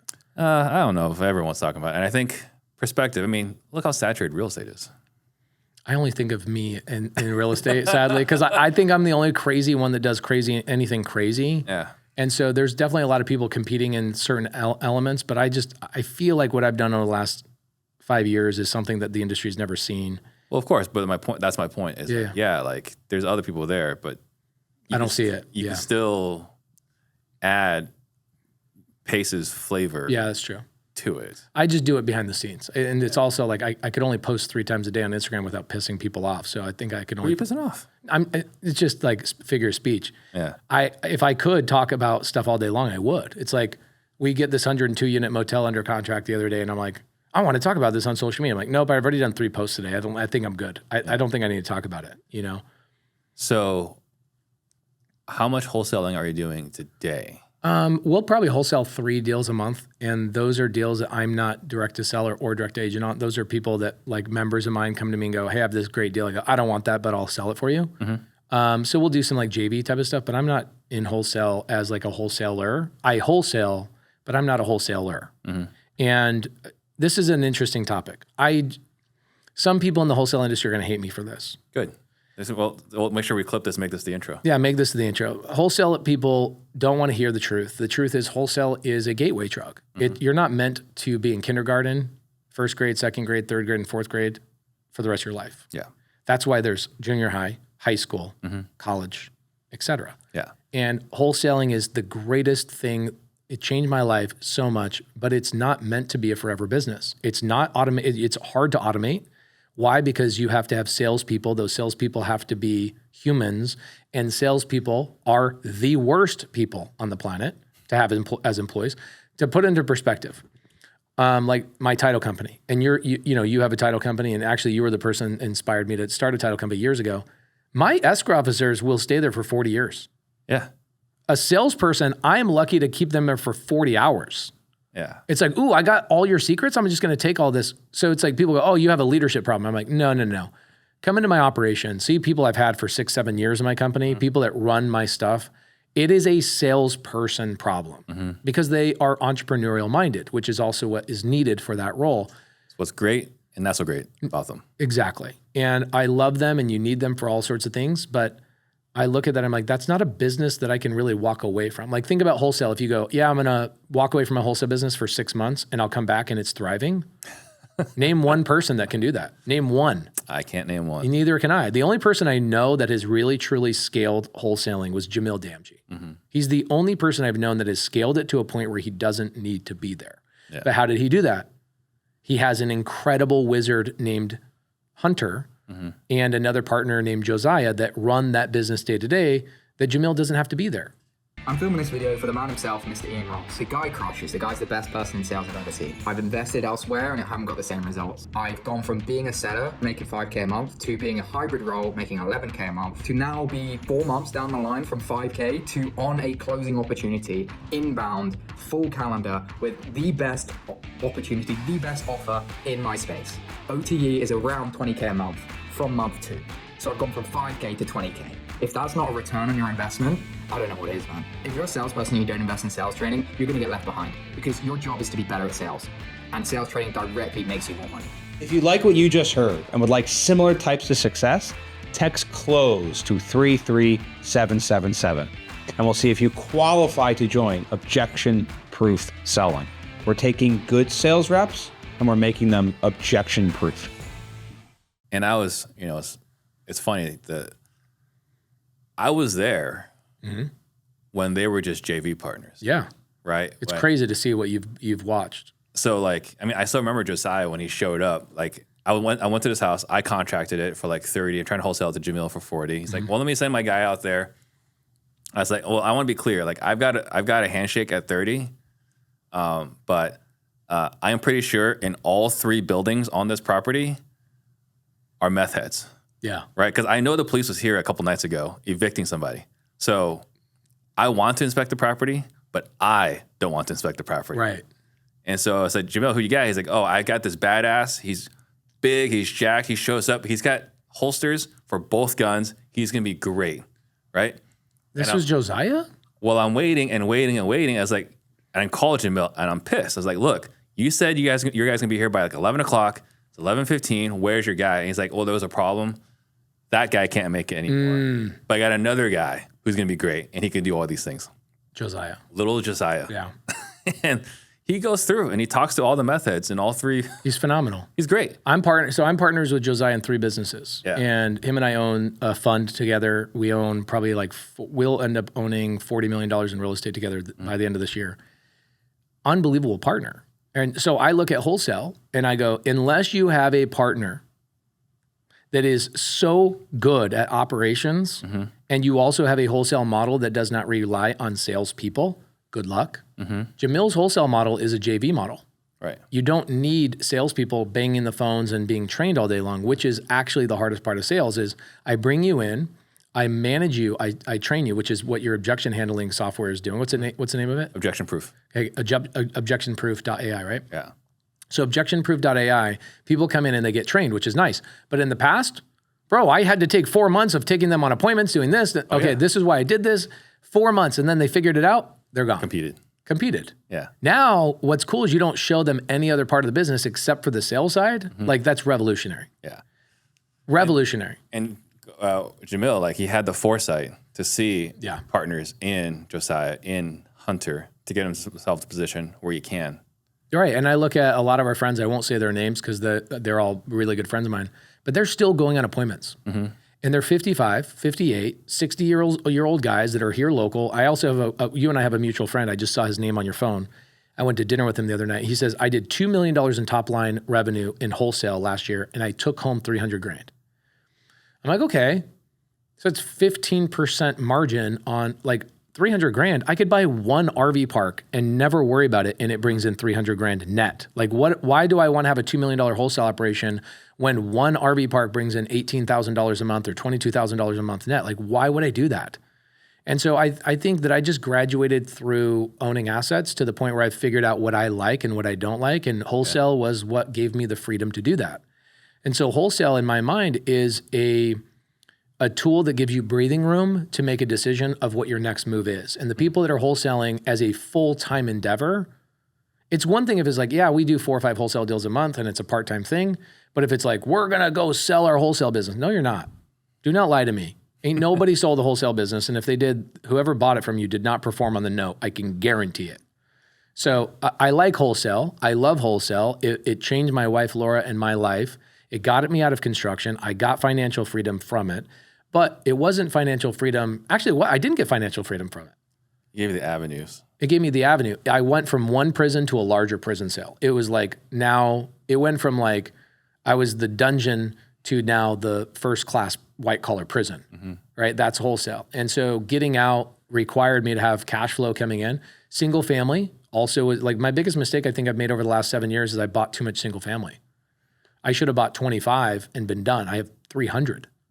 What do I have 300 single family houses for? Well, because buying Subto and seller finance is like buy a deal, buy a deal, buy a deal. No money, no problem. No money, no problem. I got it. Next thing you know, I got 15 markets. I got a big team. I got an asset manager here. I got a traveling asset manager here. And so Traveling asset manager. you have a girl named Heidi that is a traveling asset manager.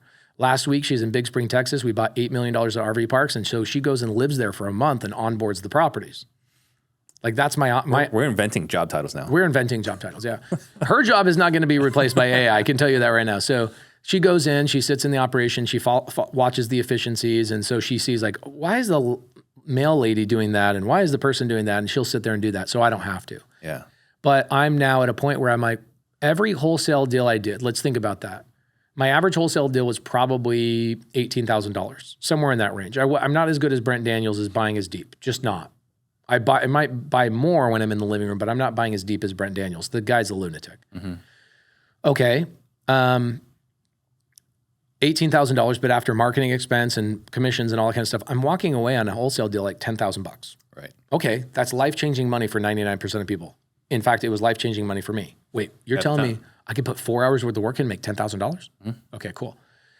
But at the time, then I go, well, what if I just get an RV park or a mobile home park? I got this crappy mobile home park in Yuma, Arizona that makes me $7,500 a month. I've been there twice. It's basically just a bunch of chickens and mobile homes. And it nets me in my pocket $7,500. I have somebody else manage it. The tenants don't squawk up. We've raised the rents every single year. That is one wholesale deal every single month that pops in to my bank account that I don't have to work for. And so I looked at it and go, well, how much do I want to live on every single month? And what assets do I need to do to acquire that? Single family is challenging because they cash flow $300 a month or $200 a month, but they make so much appreciation, especially in good markets. You get so much tax benefits. And so I used that for the first 3 or 4 years to not pay taxes, to then compound my cash into some other things. And I have now been liberated from wholesale. Congratulations. Thank you. And then going back to, storytelling time, right? I was talking to someone earlier today and they're like, hey, do you know Pace Morby? I was like, yeah, I know. Yeah, Steve Trang's one of my best friends. And I was talking about like, he's like, how do you get connected with him? I was like, he was my GC. Yeah. Pace Morby was my general contractor. Was this 2017, 2016? 16, 17, around that time. Yeah. I still remember the very first time you were buying me lunch because you were the vendor. Right. And I was late to this oregano. It's like right over here. Yeah. Right. And it was like, I was like, hey, I'm sorry I'm late. And you're like, don't worry about it. You're on the phone dealing with contractors, I imagine. Right. But just, again, this journey that we've all had together. That was 9 years ago. Yeah. Like, think about how fast life goes. And you got a daughter now that now has a job with you. Like, I remember your kids, were they in Taekwondo? Kung Fu. They're all still in Kung Fu. Okay. Dope. So like I look at all of our lives, real estate changed all of our lives in a significant way. And now you're off creating other products because you have the breathing room because of real estate, because of wholesale, because of sales. You have the breathing room to go, all right, I can go create. And so again, for the people that are watching, you don't lack opportunity. You lack a little bit of breathing room, right? Because you don't know exactly who you are quite yet. I think what's been really fun is watching you figure out who you are, watching me figure out who I am. Wholesale allowed you and I to both have breathing room to go do that. And I'm grateful for it. But at the same time, people go, so should I get into wholesale? And I tell people all the time, personality-wise, they come into my community and they go, you're not a wholesaler, you are a wholesaler. You're a private money lender. You should be doing multifamily. You should be doing RV parks. Because creative finance, obviously, can do all of these things, right? And some lady goes, why would you tell me not to get into wholesale? And I go, one, it's not your personality type. Okay, you gotta be a little bit of a lunatic, just a little bit. And then two, I want you to know, the first question people ask me about wholesale is, how do I get in? Next question they ask me is, how do I get out? You don't get people asking you, how do I get out of RV parks? How do I get out of mobile homes? How do I get out of multifamily? People don't ask those questions. But in wholesale, it's like, how do I scale? I go, here's how you scale. Fire your whole team and buy some assets. And not just single family, but some bigger stuff. But wholesale is still part of what I do. We probably bring in $40,000, $50,000 a month in wholesale stuff, but it's not direct to seller or agent. Sounds like... I have one acquisition manager, by the way. One. His name's Ryan Wagner. He's in the office. he focuses only on multifamily, right? So like the motel we just got under contract, the Super Section 8, that came from Ryan Wagner, my acquisition guy. More stable, multifamily acquisition people are like, oh, dude, I know that they have to be on salary. Why? Because single family wholesale, there's more at bats over and over and over and over. There's transaction after transaction, which allows people to make fast commissions really fast. In multifamily, RV parks, whatever, business buying, whatever, the average duration between a purchase and another purchase is 12 to 14 months. Right. So these guys got to be on salary. And so you got to use wholesale to get to a point where you can hire people to get on salary to go after some of the bigger stuff, because that's really where the financial freedom is. Like I bought this RV park. We bought 2 RV parks in Big Spring, Texas, and combined the 2 of them will distribute to me in my pocket $18,000 a month. How many people could live on $18,000 a month? 99% of people. I can't. I know you can't, you rich son of a bitch. I am not that. Come on. I know you can't survive it, but if you had a couple of those, you're done. Oh yeah. You're done. And so I would argue to people like that are out there going, what pathway should I go? Is wholesale not for me? Dude, wholesale was by far the greatest thing that happened to me, but there's a duration where 99%, maybe 99.9% of people should get out of wholesale within probably 36 months. You get in, you get transactions going, you understand the landscape, and you go, all right, I want to go into this. I want to go into self-storage. I want to go into land development. I want to go into this. I got a student, Doran Levy. I was just with him in Philadelphia. I told you yesterday. Homeboy buys a $3 million assisted living, goes and raises $8 million from people in the community. So he's all into this thing, $11 million, goes and does a refinance on this motel. He turns into a hotel, nicest hotel in Philadelphia. Refinances it at $39 million, pulls out 20 mil. Bro. Tell me. Wholesaling. He ain't, no. No. He does one transaction a year, right? I'll build one community. I'll build one thing. He's now going to go build a data center. He's like, I'm just going to go build data centers. Guys, real estate is the greatest thing on the planet. Wholesale is the greatest way to get into it. If you have not done anything and you don't want to be licensed like me, I do not want to be licensed. I never will be licensed. I know you are. Are you still licensed? Still licensed. Lunatic. Haven't done anything with it. I'm still licensed. Okay, I'm not licensed. So if you want to get into the business without being licensed, wholesaling is definitely the way. Yeah, and I would say there's 2 different things. The thing you're talking about, like how to get in, how to get out, reminds me of like, the best days when you buy your boat. Second best days when you sell your boat. Yeah.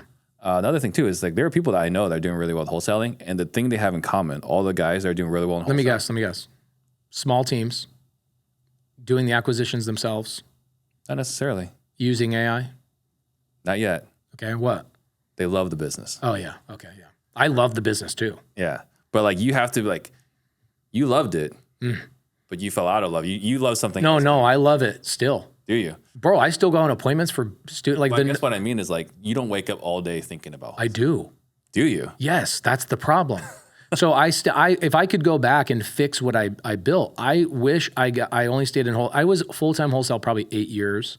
I was acquiring assets through the time, but I was doing it more as a tax benefit rather than understanding I should be buying assets that will get me out of wholesale. I was buying assets to keep me from paying taxes, thinking wholesale was going to be my forever business. I still wake up in the morning and go, how do I go on an appointment and get in somebody's living room? Trevon, just a couple of weeks ago, we had this, so I'll make the calls for members of my community and I'll go, all right, give me the worst possible leads. I love them. I love the objection handling. I love all things. You and I are the same way. Like, give me the sales process. I want to go through the thing. And I love people. I love the story of the people. I want to smell their freaking living room and their freaking cats. I'm addicted to that part. I'm addicted to the people's cats' farts. Like I want every part of the thing. So I take this call the other day and this agent's like, thank God you called. You are an answer to my clients' prayers. You've heard this stuff too, 1,000 times. It's like, how do you ever get over that? And the agent says the seller, her name is Ginger. Her husband was hit by a semi-truck, lost 3 limbs. They have 3 kids under the age of 4. She doesn't make enough money to keep the house. So I'm buying the house sub 2. And my member who set the appointment has got their first sub 2 this way. And they're like, is this what the business is like? I'm like, yes. That's exactly what this business is. It's helping people and making money in the process. How can you not love it? The problem is once you get into it and you start making money, you realize that the only way to make more money is work harder. And so it's just the larger prison. You go, okay, great. I got out of the hole. I'm now in the gym, or what do you call that? The yard of the prison. Now I've got to escape the gates and I got to get out into true freedom. So the way I've described it, we all read Rich Dad Poor Dad, and we learned about the hamster wheel, right? And it's like, oh man, I got to quit my W-2. I got to get out of this. I got to get off the hamster wheel. And then we go into wholesaling. Yeah. Which is a golden hamster wheel. It's like dipped in gold. The difference is now you're driving Lamborghinis because you have to be in a Lambo. Yeah. If you're at least going to be on social media. Of course. Selling. So like we just got in Lambos, but we're still on a hamster wheel. We're just going faster on it. Yeah. And I love wholesale so much because of just helping people. And a lot of people, I don't think my logo's on my hat today. Well, it is. It's really small. My little Subto logo. It's really small, but a lot of people don't know my logo is actually bunny ears. It's not actually Subto. It's bunny ears because the first deal I ever did was I helped a lady rehome her bunnies and I made $25,000 in the process. And I just remind people, like, go find the bunnies, go find the bunnies. It is a people business. And if you love people, you will make millions of dollars. Yeah. And it also gives you the confidence. Like, think about you. I could drop you, Steve Trang, anywhere on the planet with a busted ass Android phone. Okay. 2% left on the battery and go, if you don't get a deal by the end of the battery, I think I could probably do that. Yeah. That is, in my opinion, actually what financial freedom feels like, is having the confidence to be dropped anywhere with lack of tools and make money. Yeah. And that what you and I have been through and what you create for people, right? All these millionaires, I'm lucky enough to be one of the millionaires you help create. That's what you do. You give them the confidence of option. Optionality is like the greatest thing. And then you can figure out, what do I want to do? Wholesale is for people that are like, I want to be in real estate, but I don't know what. So let me go make money. Let me get into the thing. And then let me look at everything else. Yeah. I mean, you look at what you've done with Subto, how many people you've helped, what Jamil has done with Astro, Pace, Annie, and Evo with Batch, right? Like, it's just crazy to see everything that we've done and then where that translates to, like, the next step. It's crazy, dude. Like, in the journey. We're very lucky. We've made, I think the cream rises to the top. I've been really lucky to have some of my best friends on the planet be people that changed the industry. You disrupted the whole industry. And you look at Jerry Norton, Jamil Damji, Jesse Annie Evo. You look at Brent Daniels, Steve Trang, all these people that all were hanging out in one location in Arizona and all went around the world and created this domino effect. And I can't go anywhere. I can't speak anywhere. I speak on some of the biggest stages now, which is pinch me. I'm dreaming. I'm open for David Goggins. I'm doing all this cool, fun stuff. And that started because of wholesale in our group, like our cool homies hanging out with each other. And I go to these hallways and I'm talking to people and I'm like, so how'd you first hear about me? Dude, you and Jamil, you and Steve, you and Brent, you and Jerry. Oh man, you and Jerry had that playlist changed. Oh my gosh, my life changed. It's really hard to get out of wholesale when you change a lot of people's lives through wholesale. Do. And I still remember all of us hanging out at Jerry's place. Now your place. Oh yeah. Now my place. Yeah, we've been there now 4 years. Yeah, when we were hanging out there, it's like, what's this guy trying to sell us? Right? Jerry. Oh yeah, Jerry. What's this? What is his scheme? What is his angle? No, he genuinely just wanted to help us. He genuinely just wanted to help us. And there are maybe 10 people in my life that are as genuine as you, genuine as Jamil, and very few people. I hang out with a lot of gurus. I'm friends with them. And I look at them, I'm like, I'm okay to be friends with you, but man, the way you treat the people that pay you or come into your mentorship thing or whatever, it's like, there's a very small select group of people that actually care about their clients at like a level 10. Jerry Norton is definitely one of those people. Yeah. And I'm in a group chat with him, Jamil. Jamil's like, he even recently went through a divorce and now he's getting remarried. Oh, he is. He's looking at having kids again.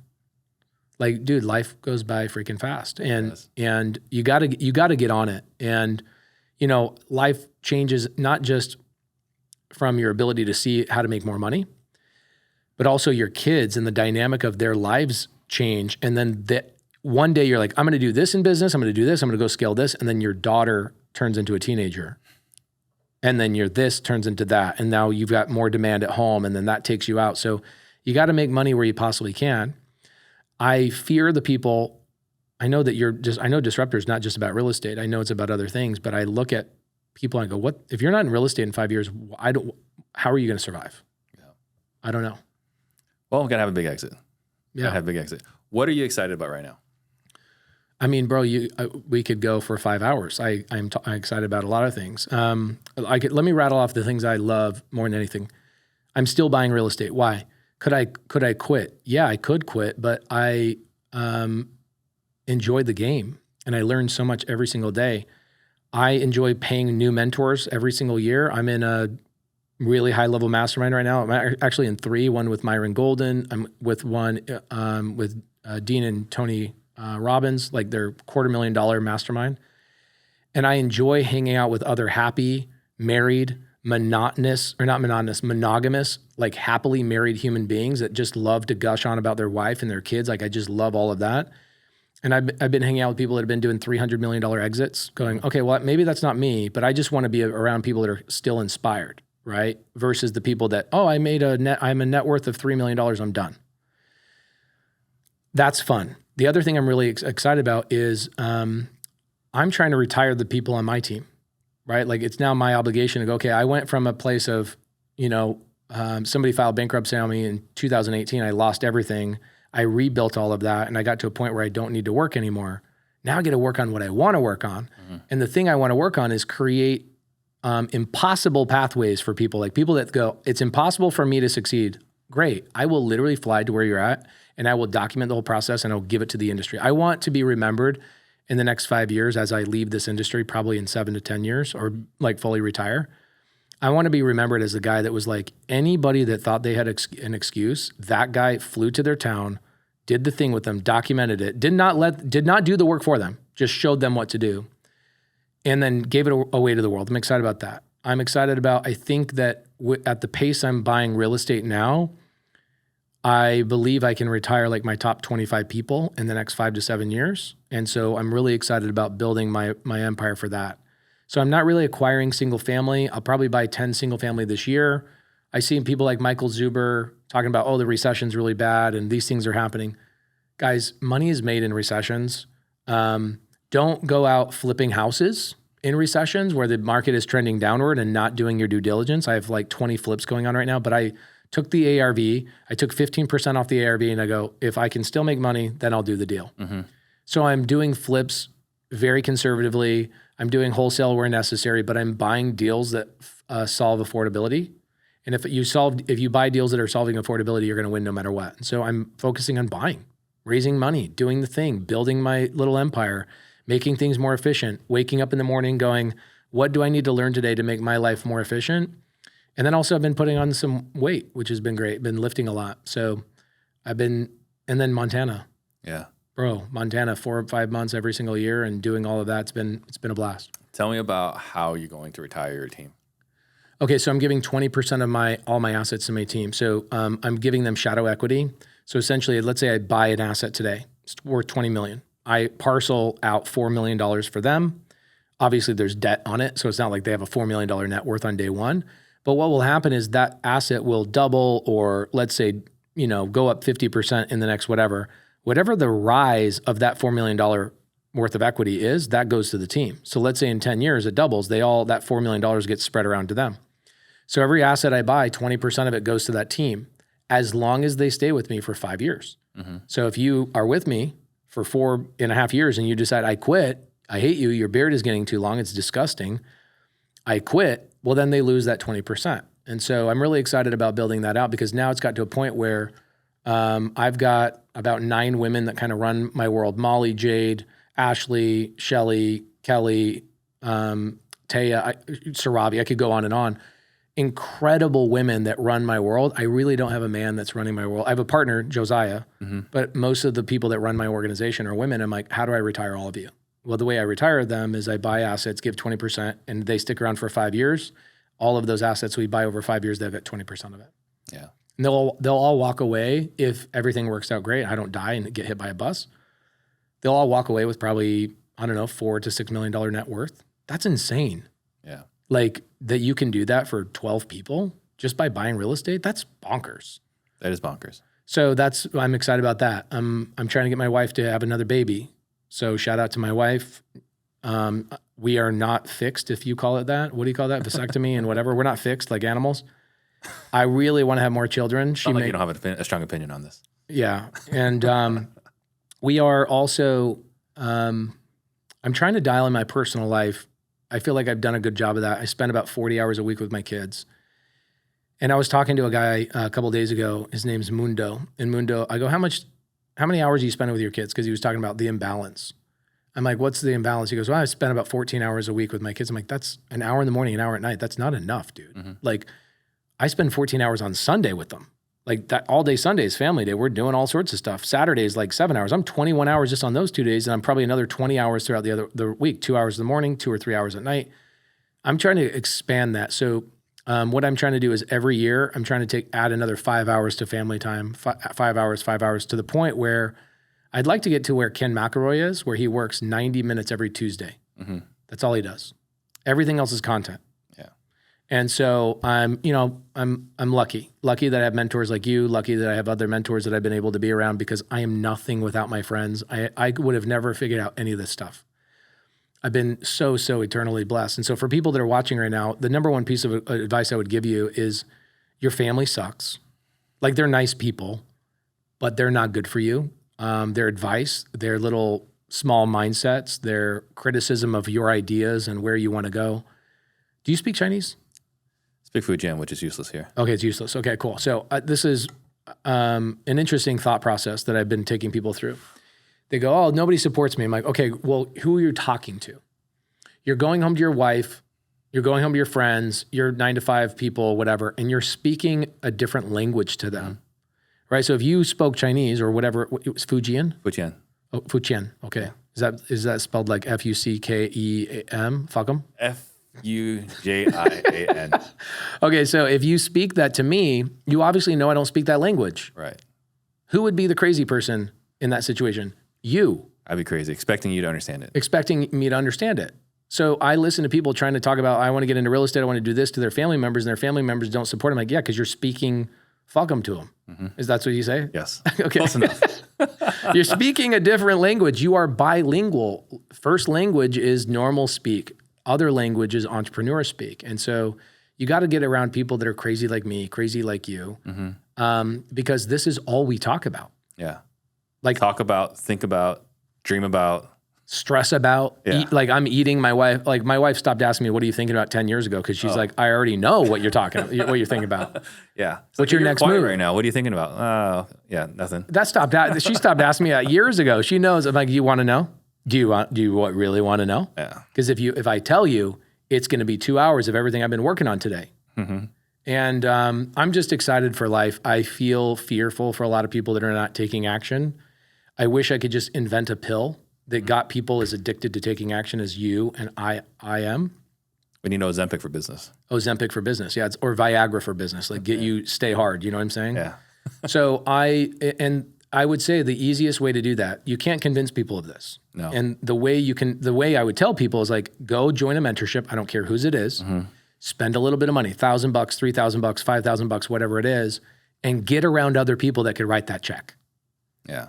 The people that can write that check, that are that committed to themselves, that will change your life. You know, sales training with you, you know, being in your world in sales training, hanging out with the other people who are learning the same thing. Iron sharpens iron. Right. So you guys out there that are in 9-to-5 land going, I want to do this, I want to do that. Okay, you're not going to. If I want to do anything on the planet, multifamily, RV parks, it is never ever a how question. It is always a who question. Who can I be around that is as crazy as me, and how do I get in their circumference? Well, you write a check. It's the same thing. If I want those Costco samples, you got to write $99 a check a year for that membership. Get in the right room. Otherwise, you're going to be stuck at Walmart while all the cool people are hanging out at Costco. Yeah. Well, it's no different than if you want to get in good shape, you got to have friends that are in good shape. Yeah. It's no different. You want to lose weight, you got to hang out with friends that are obsessed with fitness. Or the same thing with like the way they treat their spouse or their kids. Like, Yeah. if you hang out with dudes that are partying all the time, you're going to end up partying all the You time. make bad decisions. You're going to make some stupid decisions. And here's the thing. How did I become successful in real estate? Because I hung out with successful real estate people. I have literally done nothing on my own. I felt uncomfortable around you multiple times growing up in this business, like in the best possible way, right? The way that you should feel uncomfortable. Like, I remember Carrie Parsons, Empire West, that whole title company thing back years ago. And I was having lunch with you in Scottsdale. I don't know what we were doing. We might have been at a Mastermind, and you were talking about starting a title company and then starting a bank. And I asked you, I go, Like, we're allowed to do that? Like, that's a thing? Yeah. And you're like, yeah. Like, what else are we supposed to be doing? And I'm like, okay, shit. Yeah. And that literally right there, that spark from a really good friend is more meaningful than any book I could ever read, any seminar I could ever go to. It's like, where are those people? Right? Like, you know, people that are using your guys' objection handling tools, like get around the people that are going through the repetitions, get around the people that are having those calls, get around the people that are like partitioning their calendar off and go, what days do you guys do your calls? Tuesdays and Wednesdays. Okay, cool. Are there other people that are on those calls? Absolutely. And they're lunatics, the best possible way. Yeah. Get your ass on those calls. That's the place that you change your life. You get around the people that make you feel that this is normal. Right. And get around the people that are living that normal life because they're doomed, bro. They're free. I don't know. I don't know what they're going to Well, do. if you look at like power of masterminds, like one of the best things about power masterminds. But you can't convince a non-buyer of that stuff. Like when I first was in blue collar stuff and I was like, I heard people go, oh, I joined a mastermind. You got scammed. It's true. That is the thought. It's the mindset. It's like, oh, you're just trying to sell something. Yeah, so is QT trying to sell you gas, but you still need it for your car. Yeah. It is, I want you to finish that thought, but I want people to understand the smallest mindset of a person was where I was probably 13 years ago. The way I got into this business was a lady named Bethany. She sold me her business for $135,000. She sold me Homevestor franchise. She's like, I'll help you, but you're going to buy my business from me. It's $135,000. I go, I don't have $135,000. She goes, okay, I'll take 25 grand down. And my first thought was, oh, she's scamming me. Bro, that lady changed my life. Yeah. And she also convinced me, she was going to masterminds at the time. I go, where'd you learn this? She goes, oh, this mastermind. Where'd you learn that? Oh, that's mastermind. So keep going with your thought. But like people that are listening right now, get your ass in a mastermind. I don't care what it is. Get your ass in a mastermind. Yeah. So the power of the mastermind is your belief system changes. It has to change because you're witnessing massive success everywhere around you, right? Like if you're like crawling in business and you're surrounded in a room like, oh, that guy's got all this success. And the best part here, I mean, there's no judgment. It's that if I meet Pace, he's not that much different than me. No. He's not that much better than me, right? I'm wearing flip-flops right now, guys. I'm not even a real man. So like you get to see like, here's the success he's had. He's not that much smarter than me. He knows a lot more than me. He's got more wisdom. But, you know, like, is he like significantly better than me? No, not even close. And once you have this thing like he's human just like me, he has to go to the bathroom just like me, right? He just has access to more information. And once you see the habits and you start absorbing those habits, then you become. Obstacle I hear from newer wholesalers is finding buyers for their deals. Because unless you've built a massive buyers list or have a huge dispo team, you might struggle to move your deals. So when we started working with InvestorLive, we've been able to reach new buyers and sell deals faster at higher prices. We can see buyers in our area, their contact information, and with the new AI capabilities, connect with the buyers most interested in our deals based on the algorithms. We can also see who's clicked on our deals, how many pictures they clicked on, and how long they spent looking at it, and finally, what actions they took after engaging with our deals. We are now connected with thousands of buyers in our markets, and we now know exactly where we are with each deal and what next steps to take. If this sounds like something that would resolve or help your dispo process, I highly encourage you, go to the website, put in Disruptors for 10% off so you can focus on locking up deals and less time worried, stressed, and frustrated about finding buyers. It's also look at ChatGPT, like access to information. If access to information was going to turn people into billionaires, we all would be billionaires because we have access to all the information on the planet. Yeah. It's the applicable part of the information that's the hard part, right? So it's like watching another human being applying it, right? So I know you're part of Collective Genius, or you were in the past. Yeah. And those are all a lot of heavy hitters. Yeah. I didn't ever want to be in Collective Genius. Want to know why? Because those guys were wholesaling primarily. And I said, I don't want to be a wholesaler. I know that if I go stand next to somebody who has a cold, I'm going to catch a cold. So if I go hang out with wholesalers, I'm going to be a bigger wholesaler. I have no choice. If you've got a cold, I have no choice. But if I'm hanging out in the room with you, I'm going to start sneezing. So you have to make the choice of where you go. And I look at a lot of our really good friends are in Collective Genius, great mastermind. I just never was in it because I was like, that's a path to become a bigger wholesaler.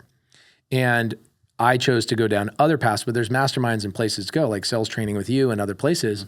Those are the things the pathway that I chose. But again, if I could go back and smack myself, I'd smack myself over ever having a thought that a mastermind or piece of education was a scam. Well, when I started in 07, that was my mindset. Of course. Right? Like, hey, there's this guy who wants to teach flipping, but it's $25,000. That's a scam. It's so silly how we change our mind. Meanwhile, you went and became an engineer. Yeah. And okay, so let's argue the scam theory here. You went, did you pay for that college? No. Because you're smart Asian. Yeah. Free. Okay, I'm not a smart Asian. So I have a lot of friends that went to college and they paid a bill. And more importantly, they spent 4 years of their life or 6 years of their life to get a master's degree or whatever. Yeah. That is also expenses, living expenses, et cetera. It's opportunity costs that you put to the wayside. There's massive expenses that are there, and you're not even an engineer anymore. No. So really, where was the greatest scam of all time was the thing that you're not applying to your life anymore. Yeah. Meanwhile, every real estate thing that you ever did has shown up in your life in a positive way, but you thought that was a scam. Right. This is that Asian culture. Yeah. Right. My parents were like, you're going to go to school and we're not going to pay for it. Not the part about like, we won't support you is like, you better have your stuff together all through high school and get a scholarship because we're expecting you to go to college and we're not expecting you to have any debt through college. Wow. So this is the expectation. Yeah. You know, like the whole thing, like we hear about like, you have to get 100%, like you get a 99, like why didn't you try harder? Yeah. The next step of that is like, you're going to college and we're not paying for it. Like you're going to get a scholarship. This is not a non-negotiable. Yeah. So yeah, I went to ASU with a full ride. I went to UC San Diego. They paid me to go to UC San Diego. Wow. So. But you don't use it. You know what it did for me? There's two things that grad school did for me. First, when you compete against the smartest people in the world, because for Americans, we can go to any college we want, right? For the most part, you still have to apply and get approved, whatever. But just about, you can get to any school you want. To get into a good school from India, from China, from Taiwan, all these other ones, you got to be one of the best in your country. Yeah. So I got to compete against the best from all the other countries. And what I learned was that we're not as smart as the rest of these other countries. But the things that we learn, you don't realize how valuable it is. You take for granted. But American ingenuity, right? The ability to solve problems. Yeah. Like these guys can solve complex problems with a pencil and a calculator that I require a computer, right? But man, when things got hard, I could solve the problem. That guy couldn't. Ingenuity. Yeah. So it taught me that. And the other thing was humility because like I thought I was like hot stuff. And then you realize I'm not worth anything. I'm hot stuff at Arizona State University. Right. At ASU, I was king of the campus. I'm the shit. Yeah. Fuck them. Yeah. You get I speak fuck them. Yeah. And then you get to, you compete against the smartest from India and China. You're done. Yeah. It's for me, college was, I was 22. I just come home from my mission. And the first thing I thought was, let's go get to work. So I'm going to night school and I'm working in the day. And then I get a job that is like, we'll pay you double at night. So I switched my whole schedule. So I'm working at night, going to school on the weekends, right? Like at a satellite campus at Utah State. And I'm running the night shift and we're building ladders. And I get a knock on the door. I'm actually like the manager of the night shift. And I get a knock on the door. It's pouring rain. I look out the door. I'm like, it's 11 o'clock at night. Who? And it's like this guy with a hood over his head is knocking on the door. I'm like, oh, dude, somebody's going to shoot me. So I unlock the door. I'm like, hey, we're closed. It's a manufacturing facility. What are you doing here? And the guy takes his hood off, and it's my college professor. I'm like, what the hell are you doing here? He's like, you're in one of my classes. I go, yeah, I'm in one of your classes. What do you need? Like, I missed something in class? He goes, no, I'm actually here to apply for a job. I'm like, okay, come on in, get out of the rain. We sit down, have a conversation. He's like, He interviewed with you? He interviewed with me. And right then, 22 years old, I was like, I'm out. I'm out of college. There's no way you're going to convince me that college is the way. If my college professor, who's a tenured professor, is not making enough money, and he's coming to work night shift to cover the rest of his bills, I knew that wasn't the path for me. Yeah. And unfortunately, I got into construction because that was another prison I had to escape from. But that also taught me a lot of things, taught me systems and processes and how to sell and how to convince people to choose me over somebody else, what is wholesale? Wholesale is going to a customer's house, giving them an estimate, following up with them, and trying to beat out the other contractors, right? That's basically what wholesale was. So I got lucky. I'm glad construction really changed my life, but real estate was the thing that was. You know what I saw? The skill that I was impressed with your construction side. On top of your attention to detail, because you're maniacal with detail. You were the best at Instagram. That was your skill. That was my skill. Right? Storytelling. The amount you were of revenue you could generate from Instagram. Yeah. It's stupid. So I'm in the process right now of buying an RV park, and it came from my YouTube channel. Yeah. And it's a park that'll make like 25 grand a month, and I'm paying the person that brought it to me 60 grand for bringing it to me, and they just brought it to me off YouTube. I'm like, I think honestly, if I could teach one thing that people would actually follow, besides creative finance, because I obviously I'm obsessed with creative finance and being, having ingenuity and figuring out a solution using something creative, but I would teach people to tell your story and talk about it on social media. But every time I do it, 99.9% of people will never actually implement building a brand. Mm-hmm. And idiots like me and idiots like you go and actually build a brand, and we thrive. Yeah. And so for those of you guys out there like, hey, what should I post? All I was posting when I was a contractor is like what I was having for lunch and what backsplash I switched out. It's always the backsplash. Yeah. The most likes are always the stupid backsplash. Yes. And so that's actually how I built into the business. And then when I started getting real estate deals, I already knew the mechanics of Instagram. And this was before video. It was like you could only post photos. Mm-hmm. And like then it was like, oh, you could have a slideshow. Mm-hmm. That was back when I started on Instagram. So I got very, very lucky. I've been so blessed and so lucky my whole life. And so for me, somebody asked me the other day, why are you trying to help this homeless lady? I'm like, I kind of feel like it's a responsibility of mine and anybody else that's been born on third base and has been given all these other opportunities. It's my responsibility to help other people, document it, and then give it away for free. Now, giving people my time, giving people your time, like getting into your coaching calls and actually spending time with you is a different thing. But like, let me give away free courses. Let me give away all that kind of free stuff. And so I'm grateful to be in the position I'm in. I want to keep working. I probably have more energy today than when I first met you.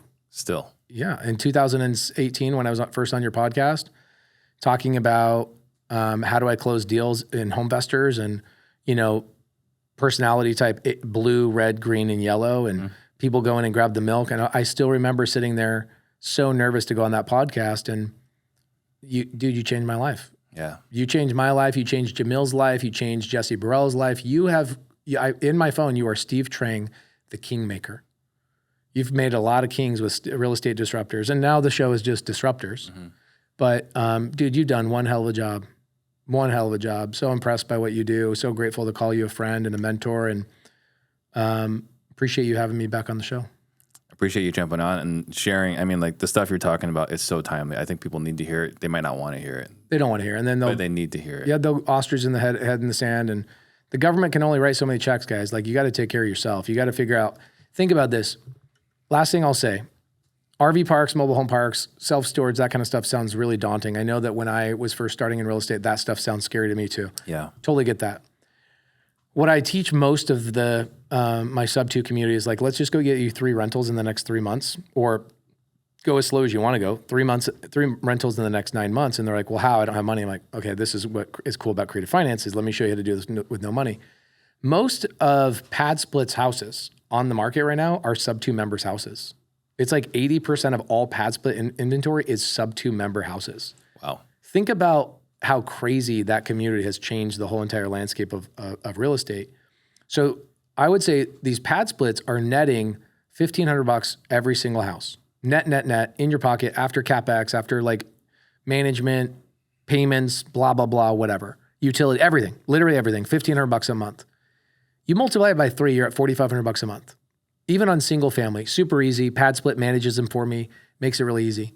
Guys, like you're not far away from being able to quit your job. And this whole belief system of, hey, the recession is coming. Yeah, the recession is always coming. So maybe you should just stop waiting. I was watching Michael Zuber the other day. He's like, yeah, if you're in real estate, you should be really careful when you buy. I'm like, if you're doing the BRRRR strategy, I guess, where you're refinancing at 7.5 or 7 or 6.5% interest. But if you're getting 2.5, like this lady that lost her husband lost 3 limbs. We took over the mortgage at 2.25%. What do I care about what the recession's doing? Does it cash flow, and can I make money on it right now? Mm-hmm. And can I be in the deal with no money out of pocket? Yeah. The answer is, guys, yes. You can jump into single family, get a couple of deals, then start graduating into some bigger stuff, 4-plexes, 12-plexes, 24-plexes, and you can do it all with creative finance. But the time is now. It's not tomorrow. The time is now. Like, get into what Steve is doing, get into what I'm doing. Hell, go find somebody you like better than me that doesn't have as nappy of a disgusting beard. Go find a mentor and go pay them money, get in their orbit and get around the other people that they're teaching. Your life will change. Your wife will thank you. Your kids will be protected, and you'll be able to put a moat around your castle by owning real estate. Go build a moat around your castle. You got 5 years, in my opinion. Steve thinks it's 12 months. Yeah. Yeah. Perfect. I think that's a great way to end it here. Appreciate you, brother. Thank you so much. Thank you. Appreciate you coming back on. Real Estate Disruptors 2025. We'll be back in 2028 if the robots haven't taken us over later. Or use AI to generate pace. That is correct. See you guys next time. Shout out to Steve Train. Jump on the Steve Train. Disruptors.